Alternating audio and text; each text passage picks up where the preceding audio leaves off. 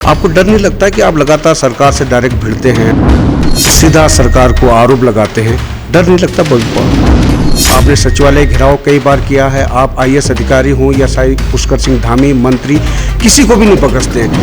तो बॉबी का क्या एजेंडा है? 27 के लिए बॉबी पवार की क्या तैयारी है? झूठ विरोधी कहा जाता था किशन भंडारी और बिशन सिंह चुफाल, लेकिन आज एक छोटी सी नगर पालिका के लिए दोनों का मिलन हो चुका है। क्या इसको आप लवी कफलिया की लहर मानते हैं? इसको किस तरह से देखते हैं? बॉबी पवार को इतना पावरफुल बनने में किसका हाथ मानते हैं?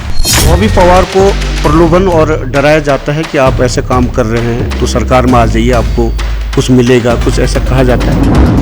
बॉबी पवार अगर आवाज़ उठाते हैं तो सरकार उनको जेल में डाल देती है और आपके ऊपर दर्जनों भर मुकदमे लगे हैं। जेल भेजने की बात अगर करेंगे सरकार तो निश्चित तौर पर समाज से सैकड़ों हजारों बॉबी पवार, लाखों बॉबी पवार निकल कर आएंगे।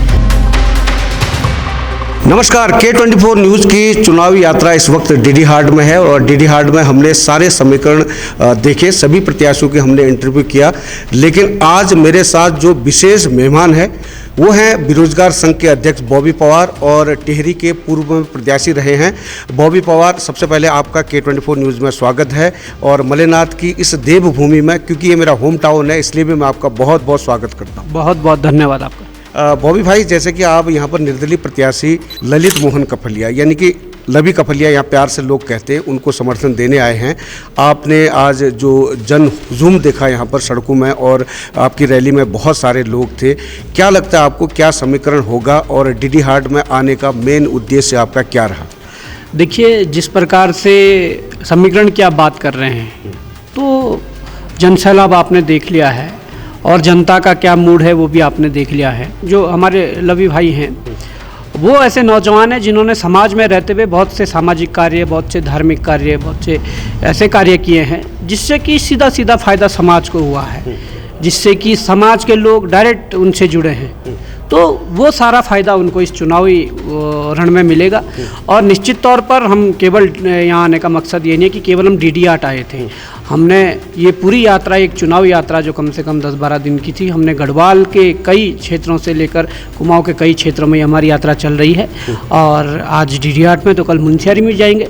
तो निश्चित तौर पर हमारा उद्देश्य एक है कि उत्तराखंड के इस पावन धरती से अलग अलग जिले, अलग अलग ब्लॉकों, दूरस्थ दूरस्थ गांवों से ऐसे समाज सेवी, ऐसे लोग जो समाज के लिए समर्पित हैं और समाज के लिए कुछ कर रहे हैं और कुछ कर गुजरना चाहते हैं, ऐसे लोगों को चिन्हित करके हम वास्तव में आगे लाना चाहते हैं।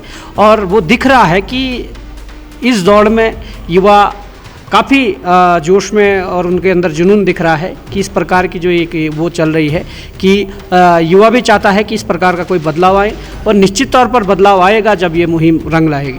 पहली बार आप डीडी हार्ड आए। डीडी हार्ड लगातार जिले को मांग को लेकर लवी कफलिया बहुत सारे लोग आंदोलित रहे और कम से कम 14 साल इस बार इन्होंने बरसी मनाई, 14 केक काटा 14 किलो का। उनका ये कहना है कि पिछले 14 सालों से यहाँ ठगा जा रहा है, जिला नहीं बनाया जा रहा है। वैसे रानीखेत, कोटद्वार और भी जगह है, लेकिन ख़ास तौर पर जब डीडी हार्ड आप पहुँचे और बहुत सुंदर सी जगह है ये, आपने क्या अनुभव किया और यहाँ की जनता का आपने नब्ज टटोलने की कोशिश की होगी, तो आपको क्या लगता है कि यहाँ का जो जनता है, यहाँ के जो मतदाता हैं, इस बार क्या मन बना रहे? देखिए, डीडी हार्ड की जो जनता है वो उसी प्रकार से सीधी सादी भोली भाली जनता है जिस प्रकार से हमारे अन्य पहाड़ी क्षेत्रों में है। हम खुद जनजाति क्षेत्र से आते हैं और पूरे आपने देखा होगा कि पूरे उस तरीके से पूरा गढ़वाल की बात कर लो, जौनसार की बात कर लो, कुमाऊं की बात कर लो, सभी लोग, सभी आम जनमानस बहुत सीधी सादी और भोली भाली है। उसका ये परिणाम है कि 25 वर्षों से हमारी भोली भाली जनता ने कांग्रेस और भाजपा को बराबर मौके दिए हैं, बराबर अवसर दिया है, पर आज वो स्थितियाँ नहीं सुधरी है जो यहाँ की जनता अपेक्षा करना चाह रही थी। तो मैं तो समझता हूँ कि जिस प्रकार से आज बड़ी संख्या में मातृशक्ति लवी भाई के उसमें जनसैलाब में उतरी है और उनके समर्थन में उतरी और वैसी कड़ी धूप में वो वहीं पर बैठी रही और बड़ी संख्या में युवा साथी उतर कर आए हैं। बड़ी संख्या में कुछ राज्य आंदोलनकारियों को मैं देख रहा था, पूर्व सैनिकों को देख रहा था और कुछ ऐसे रिटायर्ड जो कर्मचारी हैं उनको देख रहा था।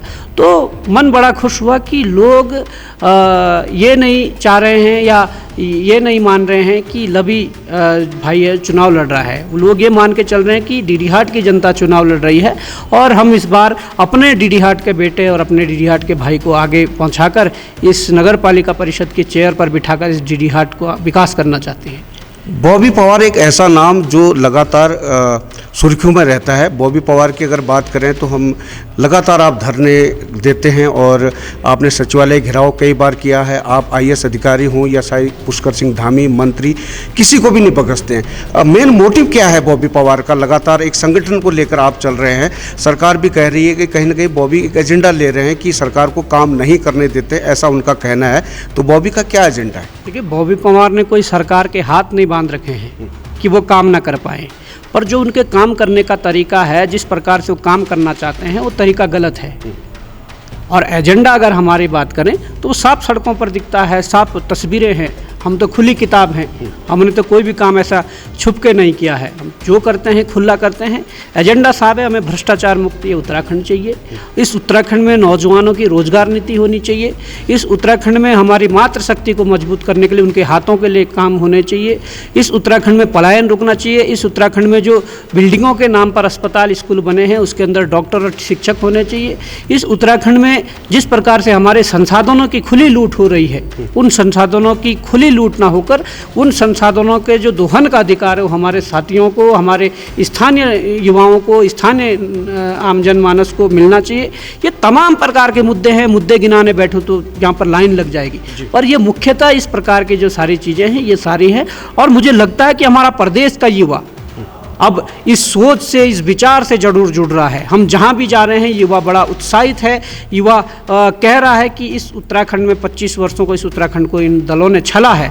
अब वास्तव में एक ऐसी शक्ति या युवाओं की ऐसी टीम तैयार करनी पड़ेगी जो केवल यहाँ के उत्तराखंड की बात करें, जो केवल यहाँ के अधिकारों की बात करें, जो यहाँ के युवाओं की बात करें, मातृशक्ति की बात करें, संसाधनों की बात करें, रोजगार की बात करें।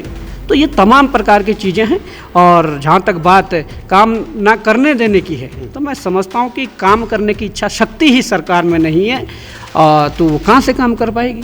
बॉबी भाई, जैसे कि आपको पता होगा कि हम अन्य प्रदेशों की बात करें, चाहे वो उत्तर प्रदेश की बात करें, उड़ीसा, झारखंड, बिहार, सब जगह राष्ट्रीय पार्टियां को छोड़कर क्षेत्रीय पार्टियां हावी हैं और उनका वर्चस्व है। उनका कहीं न कहीं कई क्षेत्रीय पार्टी सरकार में भी है। लेकिन मात्र उत्तराखंड 25 साल का होने के बावजूद यहाँ एकमात्र उत्तराखंड क्रांति दल है जो कहीं न कहीं शून्य के धरातल में है। इस वक्त एक भी उनका सदस्य विधानसभा तक नहीं पहुँचा है। इसका मुख्य कारण क्या होगा? लगातार यहाँ की जनता दो पार्टियों को चुनती है, इसका क्या कारण हो सकता है? देखिए, कारण बहुत सारे हैं। यहाँ की जो लीडरशिप है वो कहीं ना कहीं कम उनकी जो सोच है वो दिखाती है कि भाई इस प्रकार की चीज़ें हैं। और ऐसा नहीं है कि उत्तराखंड की लीडरशिप पहले ऐसी थी, पहले बहुत अच्छी लीडरशिप थी। आप जब पूर्व में हेमनंती नंदन बहुगुणा जैसे लीडरशिप की बात करेंगे, पूर्व में नारायण दत्त तिवारी जैसे लीडरशिप की बात करेंगे, पंडित गोविंद बल्लभ पंत जी की बात करेंगे, तो ऐसी ऐसी लीडरशिप। और यहाँ आप देख रहे हैं कि उत्तर प्रदेश जैसे बड़े राज्य में उत्तराखंड से ही योगी आदित्यनाथ जी चल गए हैं और वहाँ पर लगातार मुख्यमंत्री की कुर्सी पर बैठे हुए हैं।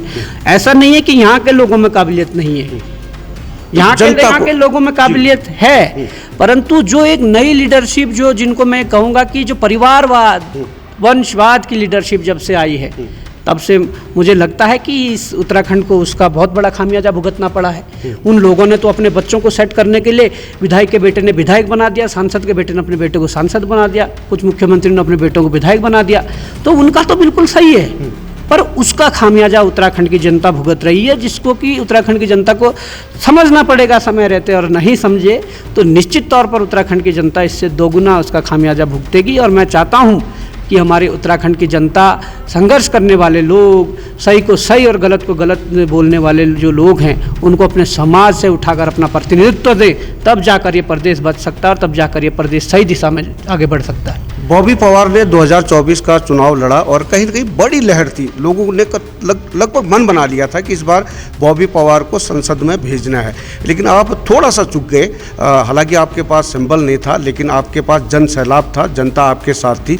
आप थोड़ा सा चुक गए। लेकिन सामने 27 है, 27 के लिए बॉबी पवार की क्या तैयारी है, क्या रोड मैप बॉबी पवार की तरफ से होगा, और क्या एक दूसरा विकल्प के तौर पर क्या बॉबी पवार उत्तराखंड में 2027 में उतरेंगे?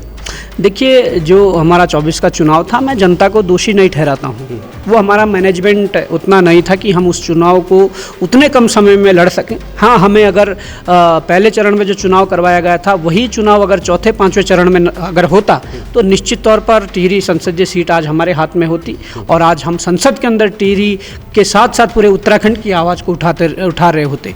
परंतु आपने 27 की बात करी है, तो ये मुझे बड़ी खुशी है कि इस बार जनता ने चुनाव लड़ाया है और जनता ने मन बनाया है। तो अब मुझे ये कहने की ज़रूरत नहीं है कि 27 में क्या करेंगे। 27 में बॉबी पवार चुनाव नहीं लड़ने वाले, 27 में चुनाव खुद जनता लड़ने वाली है, और निश्चित तौर पर जब जनता 27 का चुनाव लड़ेगी तो एक बड़ा बदलाव इस उत्तराखंड के अंदर देखने को मिलेगा, जिससे कि इस प्रदेश की दशा और दिशा जरूर बदलेगी। आपको क्या लगता है कि दो बड़ी राष्ट्रीय पार्टियों से क्या उत्तराखंड की जनता का मोह भंग हो चुका है? दूसरी तलाश, जो दूसरा हम लगातार कह रहे हैं कि जैसे कि हमने उत्तराखंड क्रांति दल की बात कही तो उनका अस्तित्व समाप्त होता जा रहा है। दूसरा विकल्प क्या बॉबी पवार के तौर पर उत्तराखंड की जनता 27 में देख पाएगी? ये बड़ा सवाल है। देखिए, भाजपा हो, कांग्रेस हो, जो हमारे दल हैं, इन पर जो विश्वसनीयता है वो समाप्त हो गई है जनता की, और मुझे लगता है कि वो जो विश्वसनीयता समाप्त हुई है वही एक विकल्प देगी, और निश्चित तौर पर देगी। और मुझे लगता है कि अगर ऐसा हुआ तो वहाँ से निकलकर जो लोग आएंगे, जनता का जो मोह भंग हुआ है इनकी तरफ, तो मुझे लगता है कि वो विकल्प एक ऐसा मजबूत विकल्प होगा जो इन्हें राष्ट्रीय दलों को लोहे के चने दबाने में मजबूर कर देगा। विकल्प कैसे होगा? बॉबी पवार अगर आवाज़ उठाते हैं तो सरकार उनको जेल में डाल देती है, और आपके ऊपर दर्जनों भर मुकदमे लगे हैं, तो कैसे विकल्प की तलाश कर पाएंगे? देखिए, ऐसा है ना, आज समाज के बीच कई बॉबी पवार तैयार हो रहे हैं, और मुझे इस बात की खुशी है कि एक बॉबी पवार को अगर दबाने और कुचलने की बात की गई, उस पर मुकदमे लादने की बात की गई, उसे जेल भेजने की बात अगर करेंगी सरकार, तो निश्चित तौर पर समाज से सैकड़ों हजारों बॉबी पवार, लाखों बॉबी पवार निकल कर आएंगे, जो इस नेतृत्व को करेंगे, जो इस लड़ाई को लड़ेंगे, जो इस राज्य को नई दशा और दिशा देंगे। डीडी हाट में जब आपने एंट्री किया तो आपने देखा होगा डीडी हाट के जो हालात हैं, इस समय चुनावी माहौल है और कहीं ना कहीं तीनों पार्टी अपने आप में दमखम मान रही है। तो बिल्कुल सही कहा, यहाँ दो भिद्दर विरोधी कहा जाता था, किशन भंडारी और बिशन सिंह चुफाल पहले भाजपा में थे, लेकिन कुछ मतभेद के कारण दोनों ने 17 और 22 चुनाव अलग अलग लड़ा। मार्जिन थोड़ा सा रहा, लेकिन आज एक छोटी सी नगर पालिका के लिए दोनों का मिलन हो चुका है।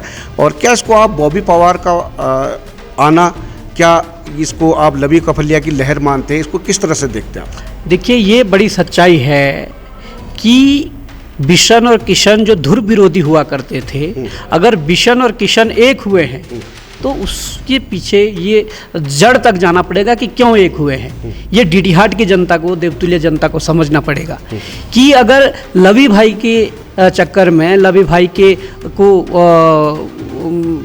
हराने के लिए बिशन और किशन एक हो जाते हैं, तो आज डीडी हाट की जनता को उनको करारा जवाब देना चाहिए। क्योंकि जैसे बिशन और किशन एक हुए हैं, हो सकता है कि कल के दिन जो समाज से ये पावर जो निकल रही है, जो एक शक्ति पैदा हो रही है, कल के दिन हो सकता है कि आज किशन और बिशन एक हुए हैं, कल भाजपा कांग्रेस एक हो जाएं।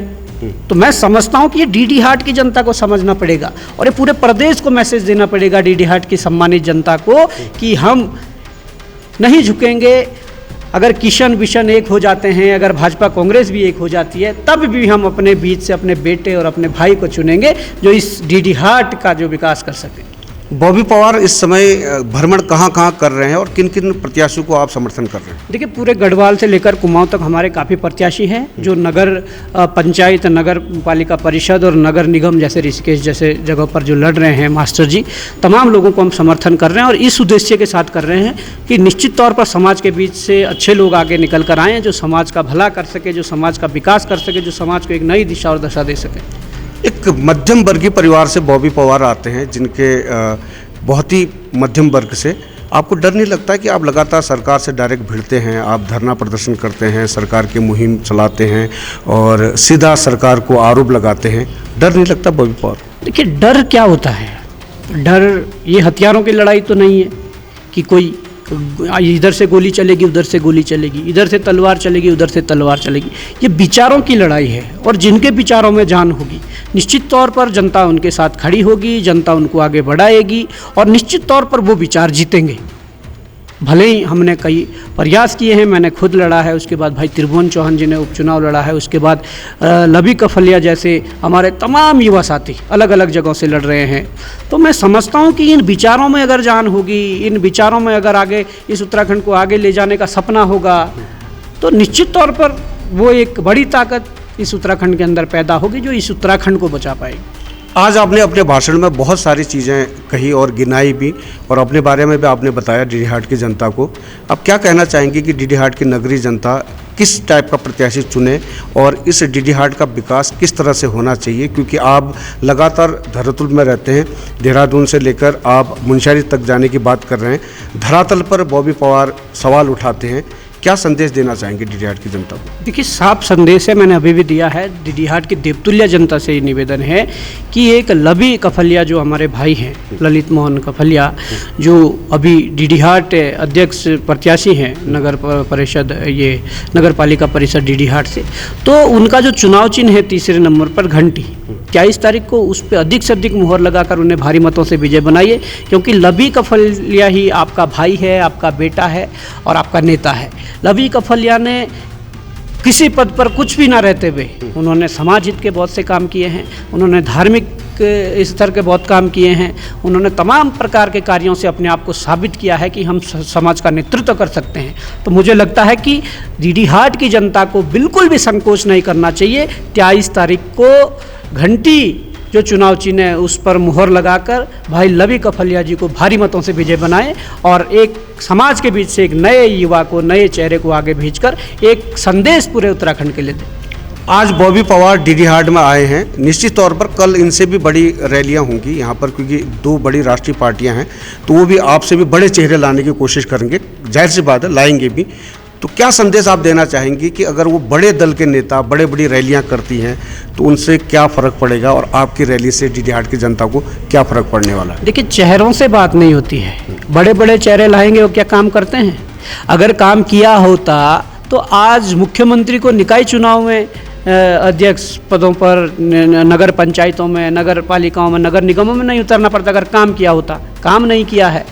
आपने मुख्यमंत्री की बात की, मैं मोदी जी की बात करूंगा। मोदी जी जब 2014 में उत्तराखंड में आए तो कहा कि इस पहाड़ का पानी और इस पहाड़ की जवानी को बर्बाद नहीं होने देंगे, बेकार नहीं जाने देंगे। कहाँ तो मैं कहना चाहूँगा, आज भी वो पानी बर्बाद हो रहा है, आज भी वो जवानी बर्बाद हो रही है। उस जवानी को बर्बाद करने के लिए इन लोगों ने शराब की तस्करी इतनी बढ़ा दी है कि जहाँ जहाँ ठेके हुआ करते थे उन ठेकों का उप ठेके जाके गांव में खुलवा दिए हैं और उसके लिए स्पेशल बैन लगवा दी है। उसमें दारू सप्लाई की जा रही है इस जवानी को बर्बाद करने के लिए। हमारा जो पानी आप देख रहे हैं सीधा हिमालय से निकलकर सीधा निकलता जा रहा है, राज्य की सीमाओं से बाहर जा रहा है। क्या उपयोग, क्या प्रयोग उसका कर पा रहे हैं? कुछ नहीं। और मैं ये कहना चाहता हूँ कि उन चेहरों ने बहुत गुमराह किया है, उन चेहरों ने 25 वर्षों से गुमराह किया है। पर आप अपने बच्चों पर विश्वास करके देख लीजिए कि ये उत्तराखंड की जो लड़ाई है ये परिवारवाद से हटके है, ये राजनीतिक बैकग्राउंड के जो पहले लोग थे उनसे हटके हैं। ये नई सोच और नए विचार की एक लड़ाई है। अगर आप लोगों ने इसको समर्थन कर दिया तो निश्चित तौर पर एक बड़ा बदलाव इस उत्तराखंड के अंदर आ सकता है।